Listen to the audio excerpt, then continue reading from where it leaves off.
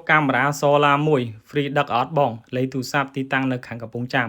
មានបងមានរកអតិថិជនគាត់ទិញឥឡូវកំងឥឡូវយើងមានតម្លៃពិសេស discount ជូននិង free សេវាកម្មដឹកជញ្ជូនគ្រប់ខេត្តក្រុងកាមេរ៉ា solar ប្រើ SIM នេះគឺពេញនិយមប្រើលក់ដាច់ដោយសារវាទំនើបបងប្អូនទិញដាក់នៅដីចំការផ្ទះបុរីកន្លែងលក់ដូរផ្សេងបាទមានភាពងាយស្រួលមិនចាំបាច់មានភ្លើងគ្មាន Wi-Fi ទៅដល់ទេអញ្ចឹងគឺវាប្រើជាមួយ SIM card និងប្រើជាមួយ solar ហើយបងប្អូនកំងឥឡូវយើងថែមជូន memory 64G កាមេរ៉ានេះគឺមានមុខងារភ្នែក2ចាប់បាន2ប្លង់ប្លង់ខាងលើនិងប្លង់ខាងក្រោមប្លង់ខាងលើយើងកាច់សេរីបានប្លង់ខាងក្រោមវិល360ដឺការ៉េមានមុខងាររេតាមសកម្មភាពមនុស្សទៅទីកន្លែងណាកាមេរ៉ាវិលទៅកន្លែងហ្នឹងបងប្អូនចង់បញ្ជាលើទូរស័ព្ទក៏បានដែរបងប្អូនណាបាទគឺតាមខេត្តអីចង់ឆែកមើលកាមេរ៉ាលើទូរស័ព្ទក៏បានដែរបាទ